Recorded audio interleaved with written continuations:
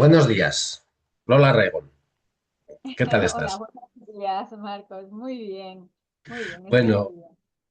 hoy pues me alegro, que para cómo están las cosas, estar muy bien, esta es un lujo. Pues sí, Sí, sí, siempre literal. optimismo, y positivismo ante las Sí, circunstancias. esa actitud, ¿no? Sí, Más que sí. aptitud muchas veces, sí, sí. Bueno, vamos a hablar sobre edafología, cómo se relaciona un poco la geología, la producción alimentaria, ¿no? Y bueno, tú que eres experta en esto, entre otras cosas, pero me gustaría que te presentaras un poco, que nos contaras un poco tu dilatada trayectoria profesional, ¿no? Y académica para pues, que te conozca un poco la gente, ¿no? A qué te dedicas. Muy bien, pues bueno, yo soy María Dolores Raigón Jiménez. El apellido de la madre siempre es importante también indicarlo. Sí, Y el nombre de batalla es Lola, así que por Lola se me conoce pues en muchos ámbitos. Estudié ingeniería agronómica en los años 80 cuando la titulación era de 6 años y el panorama académico era muy corto en cuanto a titulaciones. Y realmente lo estudié porque dentro de la ingeniería agronómica, aparte de la pasión que tengo siempre por el campo y la producción alimentaria, pues una de las especialidades estaba vinculada con la industria alimentaria, que es realmente lo que me ha apasionado a lo largo de toda mi trayectoria. Y bueno, lo estudié. Cuando estaba en sexto de carrera, pues tuve la llamada del maestro, ¿no? Me llamó don Eduardo Primo Llúfera para realizar una tesis doctoral que tenía ya una componente de sostenibilidad dentro del modelo productivo. vale. Entonces, hice la tesis con el estudio de la posibilidad de disminuir las dosis fertilizantes que en esos momentos se estaban utilizando para la producción citrícola. Y bueno, ahí fue donde ya comencé pues esa carrera de ver que una producción agraria disminuyendo el uso de los fertilizantes y de las sustancias químicas era posible. Y bueno, cuando ya corté ese cordón umbilical con los tutores de la tesis, pues es donde, y también porque las circunstancias ayudan, ¿no? El azar y la necesidad, pues Uy, en claro, ese la momento supervivencia de toda la vida, azar y pues necesidad. sí, exacto. Pues en ese momento tuve la posibilidad de conectar con personas que estaban trabajando en el mundo de la producción orgánica y ahí, pues iniciamos ya una serie de investigaciones que dieron lugar a la trayectoria por la cual se me conoce.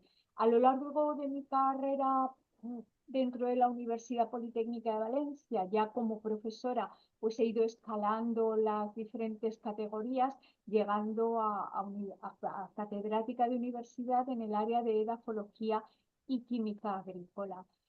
Y ya de mayor, pues, y siempre bajo cubrir esa necesidad de conocer qué pasa con el mundo de los alimentos, pues estudié el máster en nutrición personalizada y colectiva en la Universidad de Valencia, la Universidad de Valencia.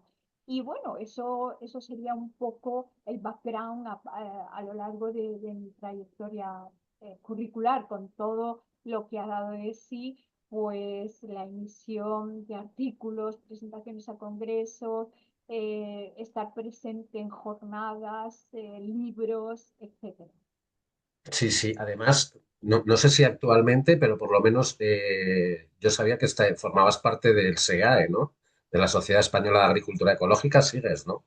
Y sí, es como una marca de identidad y que va muy intrínseca a mí, porque empecé siendo miembro raso de la SEAE, y ahí pues también estuve algunos años dentro de la junta directiva, llegué a ser presidenta, luego vicepresidenta primera en función de los años que los estatutos pueden permitir y sí, ahí he tenido trayectoria. Y una cosa que me ha pasado en los últimos 3 años es que estoy también dentro del grupo de expertos de la producción orgánica de la Comisión Europea. Esto es muy interesante Vale. porque es el grupo ECTOC y dentro de este grupo, que el plenario lo configuramos 13 personas de todos los países miembros de la Unión Europea, pues trabajamos para aquellas solicitudes que realizan los países miembros de modificación de la normativa existente o la modificación o el estudio, y ahí pues estamos trabajando. Ahora ha sido renovado y he sido también renovada dentro del grupo ACTOP. Madre mía. Vaya currículum, ¿eh? Bueno, bueno, experiencia, experiencia. Yo lo llamo Bueno, sí, experiencia. sí, sí, sí, pero bueno, el currículum no el académico, sino lo que has estudiado, sino me refiero al currículum vital, más que vitae, ¿no? Sí, Sí, sí, sí. sí, sí. Bueno, Bueno, perfecto, pues vamos un poco al lío que más nos concierne hoy, ¿no? Que venga. es la edafología. Eh, Pregunta básica, ¿qué es la edafología? Pues tan fácil como la ciencia del suelo. De hecho, en inglés es soil science, ¿Eh? en lugar de edafología o la traducción de edafología que podríamos tener del castellano, pero es realmente la ciencia del suelo. Y esa ciencia traducida al efecto del estudio de cómo el suelo pues, es un nicho vivo, es el recuerdo histórico de todos nuestros ancestros, porque realmente es el museo más viviente que tenemos del planeta.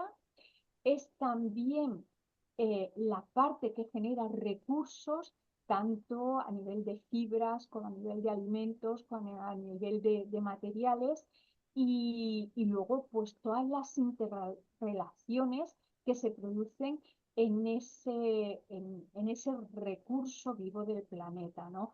Interrelaciones que están vinculadas con su composición, con toda la vida que hay en el subsuelo, ¿no? En esa parte productiva. Hay algunos autores que dicen que en una cucharada de suelo, una cuchara, la Eh, cantidad, ¿no?, que cabe en una cuchara, pues hay más vida que en todo lo que tenemos en la parte aérea del planeta. Entonces eso nos marca la importancia que tiene ese parámetro para decidir o para condicionar muchos de los aspectos que luego tienen en el sistema productivo. Claro, porque lo de la cuchara de tierra yo lo cuento siempre que doy alguna formación de alguna cosa y suelto el número de 10 millones de bacterias puede haber aquí, que vete a saber, ¿no? Pero para que nos hagamos una idea de la dimensión, ¿no? Casi inabarcable que es eso, ¿no? Claro, sobre todo en las últimas 2 décadas, diría yo, no lo sé, depende de territorios y gente, los estudios de los suelos cada vez son más importantes, el tema de la microbiología, ¿no? Que habla mucho de eso, que es la base, ¿no? De la fertilidad, ¿no? Índices de materia orgánica, este tipo de cosas. Pero la edafología, digamos que yo la entiendo, corrígeme si me equivoco, que seguramente sí, es la parte que está entre la geología, la roca, que hay debajo del suelo, y la superficie del suelo. Bueno, ¿Puede es ser que o no? Es que es tan complejo porque Ya, realmente la edafología abarca desde el estudio de los componentes, y ahí sí que entraría la parte mineral, la roca madre, pero también analiza toda la serie de transformaciones que se producen en la roca madre hasta llegar a lo que consideramos como suelo, ¿no? Ese perfil de horizontes que tenemos en la parte más subterránea, sí. pero también abarca todo el tema de cómo una matriz de elementos minerales, más la presencia de la materia orgánica, más los parámetros estructurales, ¿no?, como la densidad aparente, el color, la estructura, la textura que pueda tener ese componente que es el suelo, pues va a demarcar toda la potencialidad que esa matriz tenga para la producción, como decía antes, tanto de alimentos como de fibra, como de materiales, etcétera, etcétera, etcétera. Por lo tanto, no es solamente una demarcación física o territorial de los materiales, sino toda la complejidad de interrelaciones que se producen ahí. Y como bien indicabas, eh, el tema de cómo ha cambiado tanto la percepción que se tiene de la matriz del suelo como de lo que constituyen ahora mismo pues el analizar el valor nutricional de un suelo, ¿no? O la fertilidad de un suelo. Hace años, por ejemplo, el tema de considerar un análisis de suelo era lo típico de la textura, la densidad aparente, el pH, la conductividad eléctrica y luego pues lo típico, ¿no? Elementos minerales, el nitrógeno, el sodio y el potasio, que de alguna manera el sodio, de hecho, no, el nitrógeno, el fósforo y el Es potasio, que de eso. alguna manera marcaban la fertilidad de ese suelo. Y hoy en día, cuando hablamos de suelo, no podemos olvidar toda la vida que hay en él. Claro. Y ahí es donde entran pues los nuevos análisis tanto de ADN como de las actividades enzimáticas, como de los microorganismos, bacterias, hongos que configuran todo ese extracto de la composición que tiene el suelo. No, no, es un mundo infinito. Ayer Infinito. hablaba con David Campeón, que es biólogo, saldrá la entrevista publicada esta tarde.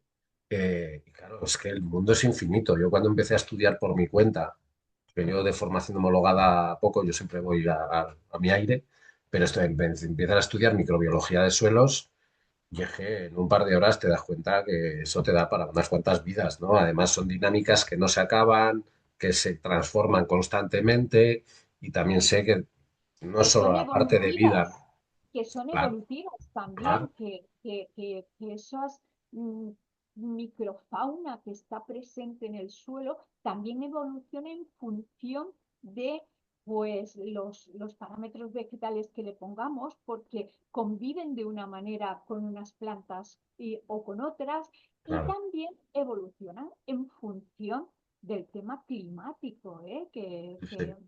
eso condiciona también muchísimo lo que tenemos. Sí, porque estamos viendo, por ejemplo, en los últimos años, pues especies que empiezan a sufrir, ¿no? A no poder sobrevivir por el tema de altas temperaturas o sequías más prolongadas. Pero eso es lo que vemos en la parte aérea, como decías Claro, tú antes, ¿no? Pero en la parte, digamos, en el inframundo de la Tierra, ¿no? Ahí debajo también hay cambios, lógicamente, claro, porque cambian las condiciones, ¿no?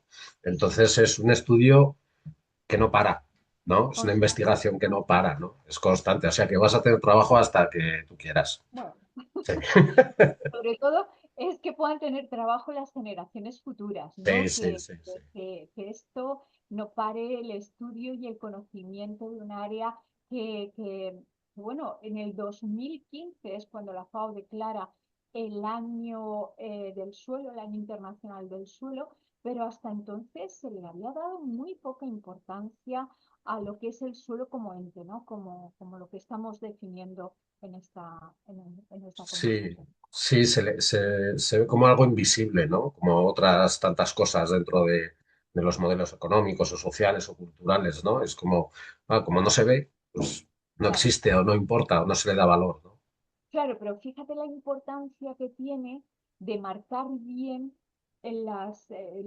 lo que es el suelo. ¿Por qué? Porque ahora nos estamos dando cuenta con todos estos fenómenos de cambio climático, pues que no todo vale para todo. Es decir, realizar un cambio del uso del suelo agrario a suelo pues urbano, en zonas que a lo mejor no se deberían de construir o no se deberían de realizar esas transformaciones, pues tiene las consecuencias que tiene. O realmente, pues esa capacidad que tiene el suelo para acumular agua, claro, Claro, cuando llega la saturación, lo que estamos viendo en la sierra de Grazalema, ¿no? sí, Pues que llega un momento hasta aquí, porque claro, todo eso viene acompasado de los fenómenos climáticos adversos que son donde, pues de alguna manera se están poniendo de manifiesto que no todas las transformaciones o los usos del suelo están regulados acorde a lo que tiene que ser. Y de ahí la importancia, pues eso, para que las generaciones futuras sigan investigando, sigan analizando y puedan ser capaces de reconstruir un panorama edáfico que hoy por hoy pues está muy deteriorado, ¿no? En este sentido, pues también me viene a la memoria todas las transformaciones agrarias que se han hecho, a lo mejor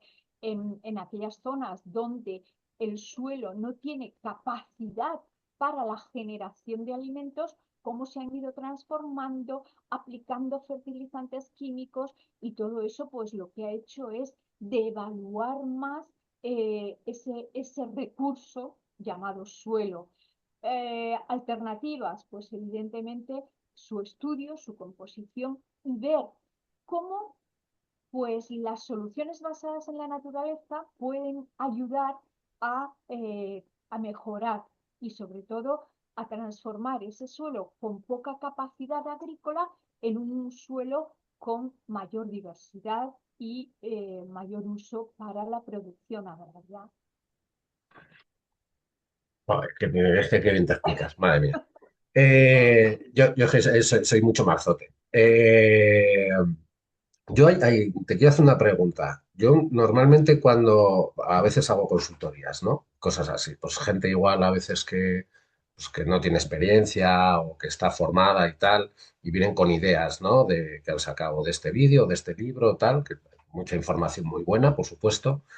Pero lo básico cuando que propongo al diseño de una planificación alimentaria, de una producción alimentaria, sea de autogestión, sea a nivel profesional y demás, una de las bases que pongo es, bueno, este suelo que tienes, este clima que tienes, la orografía, los vientos, la orientación de esta parcela y demás, pero hay una base fundamental que es el tipo de suelo que tienes, ¿no? Y que va a haber una serie de cultivos que van a estar muy adaptados a este suelo, que van a ser mucho más adaptables y otros que no. Y en base a eso digo, bueno, es que en cuestión de eficiencia del trabajo, de la energía que tienes que meter, de los cuidados o de las posibles fertilizaciones que tengas que hacer para un cultivo, es mucho más bajo el trabajo que vas a realizar en un cultivo que está adaptado a ese suelo o que es muy adaptable a ese suelo, a otro que no. Claro, ¿Cómo lo es ves? que, es que el conocer el suelo que tienes en ese momento es la línea base. A Claro, partir de ahí, conociendo ese suelo, empezamos ya a ver posibilidades eh, de cultivos, también contemplando todo el resto de parámetros que has indicado, ¿no? Sobre todo los climáticos y la disponibilidad de recursos, porque sí, sí, o también dónde va derivado el uso que yo le quiera hacer a ese suelo. Si mi uso es para una agricultura ecológica, evidentemente, pues el planteamiento que tenemos que hacer con la deriva que le vamos a hacer a esa línea base, ¿eh? Pues es fundamental. Mira, nosotros, por ejemplo, en los trabajos que estamos haciendo en Lorta de Valencia, donde uno de los cultivos principales es la chufa, porque forma parte de todo el background, ¿no? sí, Sobre todo de rotaciones que tiene Lorta, pero también luego del uso que se le hace a esa chufa con la elaboración de la horchata. Bueno, pues en uno de los proyectos donde el objetivo era la transformación a el modelo ecológico, ¿qué nos encontramos? Pues nos encontramos unos suelos con unos niveles de materia orgánica inferiores al 1,5. ya, Entonces, cuando tu línea base es esa y el objetivo es llegar a una producción de chufa, que no es fácil, ya, ecológico, pues ahí es donde en las condiciones del horta, con la climatología que tiene, con las condiciones que tú tienes de unos suelos que históricamente eran unos suelos buenísimos, buenísimos, pero que con el uso de una agricultura muy intensificada, pues se han quedado con menos fertilidad, ¿no? claro, Entonces, partiendo de esa línea base, es donde hemos estructurado, pues, qué prácticas íbamos a realizar no para la producción de chufa, sino para mejorar el suelo. eso es.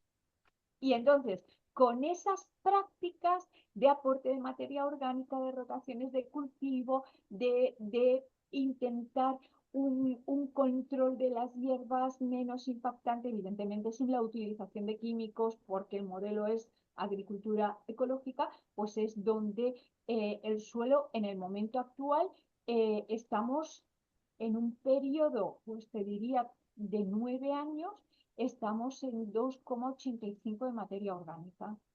Vale, vale. Duplicar, Ya está. básicamente. Y de ahí a más. Sí, sí, sí, sí, sí. Y de Sí, ahí sí. a más.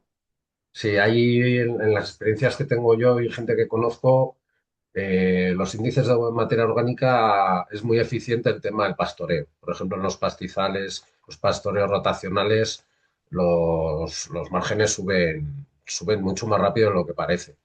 Mucho, Sí, sí, mucho. sí, mucho de lo que parece. Yo Porque siempre, claro, ahí hay un aporte de un estiércol fresco continuo. Entonces, claro, sí, sí. es, Y además lo hacen los bueno, animales, ¿no?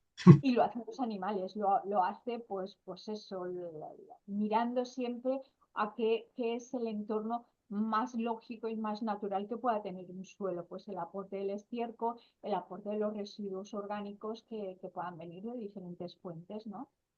Claro. Desde tu punto de vista, ¿afecta a la economía, llamémosle a la economía agraria, a la renta agraria, a la rentabilidad, llamémosle así, de una explotación, la fertilidad de un suelo, ¿no? Buah, pues yo creo que es fundamental, ¿por qué? Porque cuando tú tienes en la mente que el suelo es solamente el soporte físico que va a recibir la planta, eso significa que tienes que invertir una parte de la economía del modelo agrícola para suplementar todos los recursos minerales que no vas a tener, ¿no? Claro, Pero entonces eso significa una dependencia no solamente de tener a disponibilidad esos recursos externos, sino también la aplicación de todo lo que de esos recursos que estás poniendo en la fertilización se vayan a derivar. Pongo un ejemplo, se me va a explicar y se me va a comprender muy fácil. Cuando nosotros tenemos un suelo, pues eso, desestructurado desde el punto de vista de composición nutricional, que dependemos de el uso de los fertilizantes químicos, pues lo que se suele hacer siempre es abusar del fertilizante nitrogenado, que eso pues tiene ya su coste eh, energético, medioambiental, pero también el coste económico que le genera al agricultor. Cuando estamos realizando una fertilización nitrogenada, la planta lo recibe y lo recibe a través de toda la fisiología que hace la planta, generando el uso de ese nitrógeno de la manera más eficiente que la planta sabe hacer. ¿Y qué es lo que hace? Pues generar brotes, generar nuevos brotes, que esa es realmente una de las correlaciones, ¿no?, que tiene la fertilización nitrógena. Los nuevos brotes son muy apetecibles para, ¿qué? Para los insectos, porque es que, son brotes muy comestibles, fácilmente, son muy apetecibles por pulgones, por tal. De tal manera que un excedente de fertilidad o de fertilización nitrogenada, pues nos va a llevar también a un desequilibrio en la planta y por lo tanto a la invasión de insectos que nos van a requerir también pues un tratamiento fitosanitario para controlar el desequilibrio que me ha generado la fertilización externa. Entonces, ¿me he sí. explicado? No, no, te has explicado perfecto. Y ayer cuando hablaba con David decíamos, es que los ecosistemas, digamos, naturales más o menos diversos, los que no tienen impacto humano o muy alejado, eh, las plagas son excepcionales, son sucesos excepcionales. Claro, en un Y además, monocultivo pasa todo lo esta contrario, ¿no? efectivamente. La parte del equilibrio, esa presencia de población de insectos forma parte también del mantenimiento del equilibrio, ¿no? Por todo lo que significa la cadena trófica dentro de esos insectos que van a formar la población. Pero cuando eso se desequilibra, pues ya es cuando estamos dependiendo de los insumos externos. Y volviendo a la economía, eso significa aporte de fertilizantes, economía extra, Eh, más a, pues también la compra o a veces el desquicio, porque cuando tienes una plaga es ¿qué hago? ¿Qué hago? ¿Qué me ha pasado eh. esto? ¿No? Pues la parte de la economía material más la economía emocional que lleva Sí, sí, también que de eso no se asociada. habla, que de eso no se De eso habla, no se habla, pero pero lleva su cosa, ¿eh? Tiene su sí, sí, cosilla. sí. Es un coste igual que tienes que ir al terapeuta y hay que pagarlo, ¿no? Pues Claro, así, claro, es que es coste de sanidad, efectivamente. salud mental, digamos, de alguna manera, por decirlo una cosa así. Mira, lo que Efectivamente. comentabas del exceso de fertilización nitrogenada, eh, yo en los años que llevo, que he cometido un montón de errores y los que me quedan por cometer, ¿no? Recuerdo utilizar un purín de ortiga, ¿no? Muy mítico, que yo uso el de zarza también, que tiene bastantes cosas en común con el de ortiga, y recuerdo de echar a veces un poco de más, y la floración de las plantas tardaba mucho más en llegar porque hay un exceso de nitrógeno, entonces hay un desequilibrio, ¿no? Entonces, por eso es tan importante también la parte de la química orgánica, que es otro mundo infinito e interminable, ¿no? Pero que, digamos que se sale un poco del concepto NPK, ¿no? Nitrógeno, fósforo, potasio, que son tres de los grandes elementos. Y yo siempre defiendo, y aquí entra el tema de los temas del CO2 y el agua, ¿no?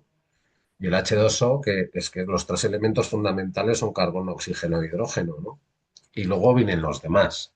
Entonces, la base quizás de la fertilidad del suelo es manejar esos tres primeros. Totalmente de acuerdo. Y sobre todo el tema del carbono. El tema del carbono se vuelve fundamental, ¿eh? Porque, bueno, lo estamos viendo en estas situaciones de cambio climático, ¿no? Como el modelo de la implantación del verde es el que puede realizar la captación del carbono y ahí se vuelve fundamental para que la bioquímica que ocurre luego en la planta pues dé lugar a la fotosíntesis, al ciclo de Krebs y ya se generen las moléculas complejas que se generan en la planta. Por eso el tema de cómo disponemos de los elementos esenciales, que son el oxígeno, el hidrógeno y el carbono, Sí. y ahí pues todo lo demás que ya viene de la absorción de, de- del suelo. Pero sí, sí, fundamental los tres elementos. Y dentro de la química orgánica, la importancia que tiene la química agrícola, ¿no? Que es la que de alguna manera luego relaciona las interrelaciones suelo, planta, agua y que nos llevan también a la calidad de la composición de los alimentos. Para... Jos, me va a hacer muy corta esta entrevista, ¿eh? Pero para terminar por tiempo, Lola,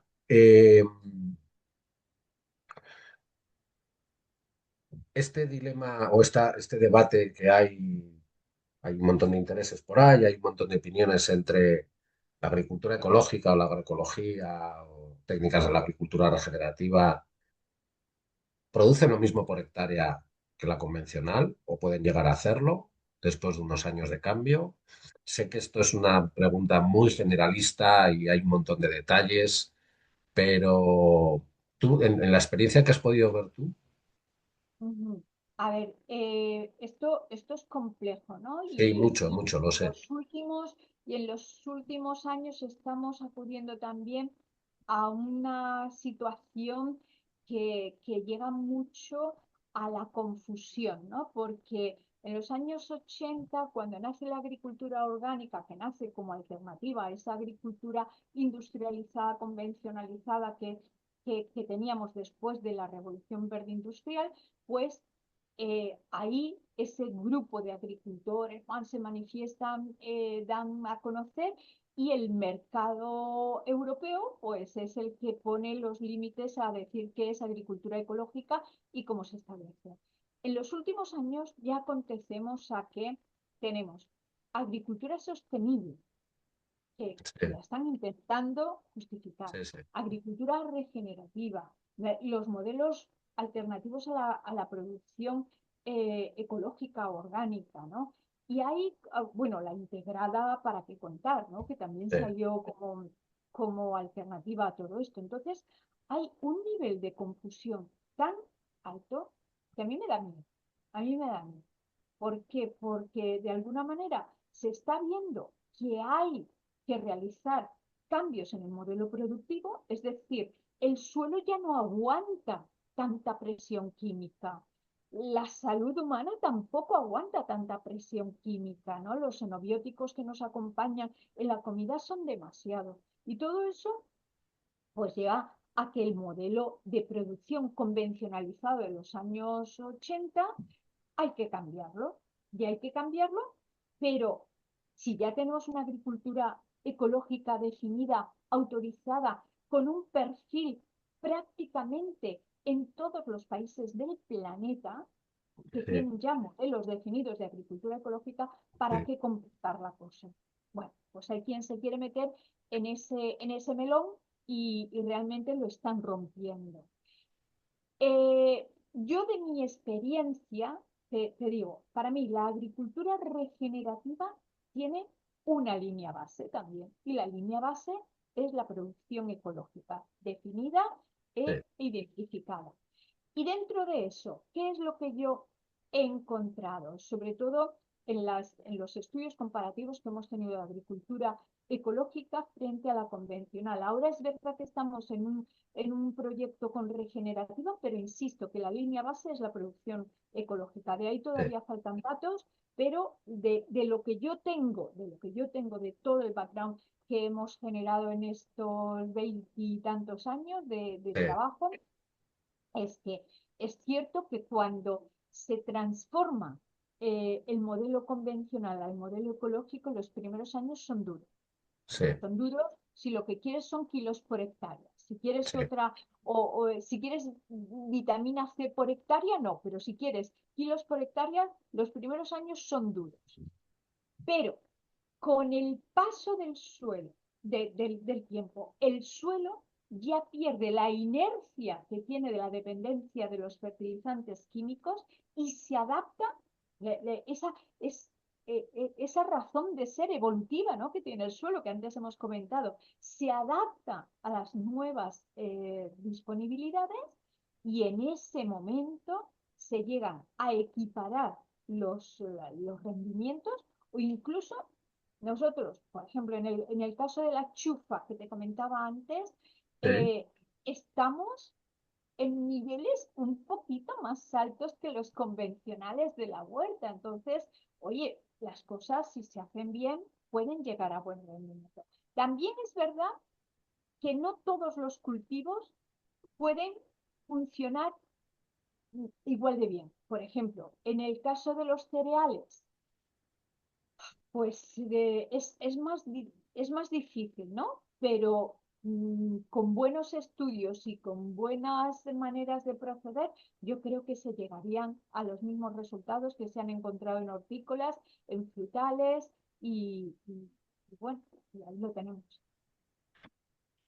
Bueno, pues me parece una conclusión muy buena para acabar la entrevista. Te tengo que despedir ya. Creo que volveremos algún día, si te apetece. Bueno, de acuerdo. La conclusión es esa. O sea, se puede cambiar el modelo de producción, lleva un tiempo, es así, porque hay cambios, pero es posible. Y además tenemos muchos ejemplos ya. De Entonces creo que acuerdo. esa conclusión es muy buena para acabar el capítulo de hoy. Perfecto, perfecto. Pues así lo haremos. Muchas gracias, Lola, por tu tiempo, por la trayectoria, por tu curro. y porque nos veremos pronto otra vez, tengo la sensación. Venga, Marcos, aquí te espero. Muchas gracias. Gracias a ti. Hasta Chao, luego. chao.